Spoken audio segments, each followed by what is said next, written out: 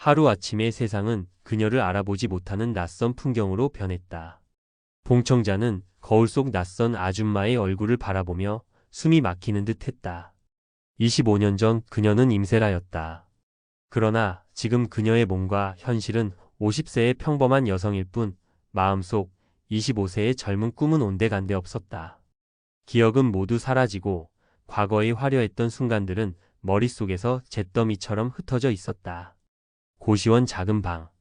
벽지는 곰팡이 냄새가 스며 있고 창문 너머로는 낡은 골목길이 펼쳐졌다. 봉청자는 중학교 급식실에서 조리원으로 일을 하며 하루하루를 버텨냈다. 예전에는 촬영장과 레드카펫이 일상이었던 그녀에게 채소를 썰고 냄비를 들여다보는 일상이란 마치 다른 세상 같았다. 그럼에도 봉청자는 포기하지 않았다.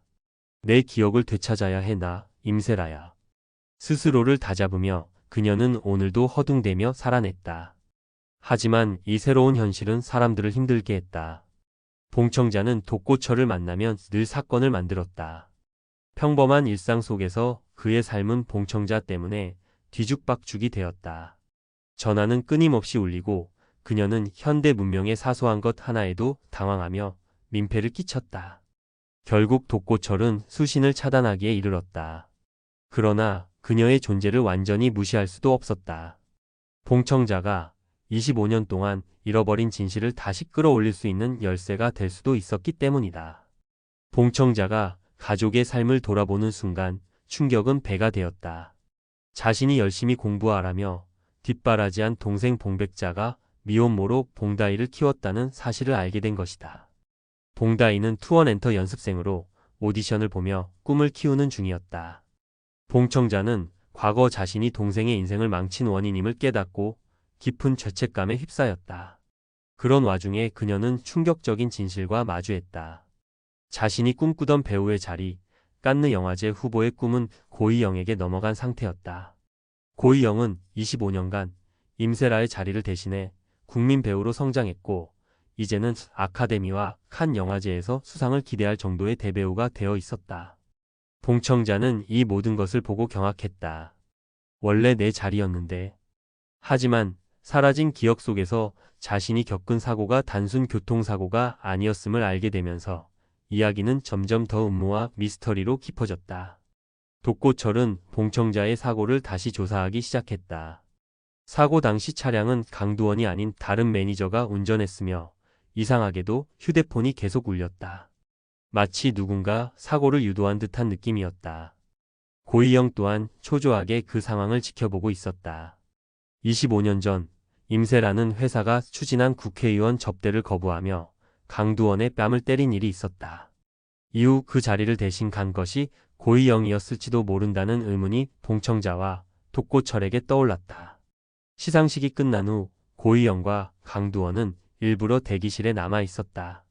강두원은 초조하게 전화를 걸고 누군가가 사고를 내기를 기다리는 듯한 기색을 보였다.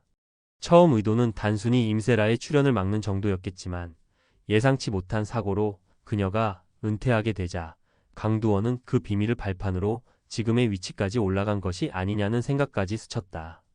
봉청자는 점차 현실을 받아들이며 과거 자신을 죽이려 했던 자들의 흔적을 더듬기 시작했다.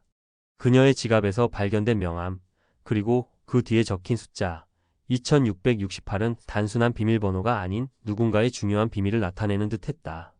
트럭 운전사 강대구의 수상한 행동과 주승필과의 얽힌 과거가 이 사건을 더욱 복잡하게 만들었다. 독고철과 봉청자는 서로에게 끊임없이 부딪혔다. 티격태격 서로의 단점을 파고들며 다투기도 했지만 위기의 순간마다 독고철은 봉청자를 구했다. 옥상에서의 추락, 쓰레기차 안에서 기절한 사건 등 그들은 뜻하지 않게 서로의 생명을 지켜주며 점점 연결되어 갔다. 그리고 봉청자가 팔에 난 상처를 드러내자 독고철은 단번에 그녀가 임세라일 수 있다는 사실을 직감했다.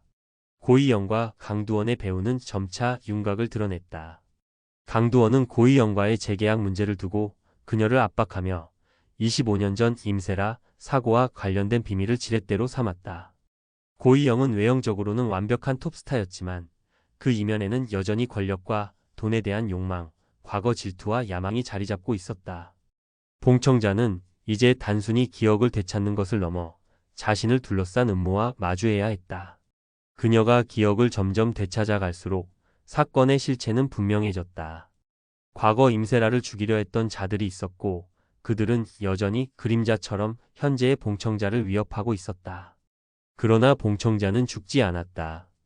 오히려 기억상실과 사고가 그녀를 살아남게 만들었고 잃어버린 시간 속에서 강인하게 다시 일어나도록 했다.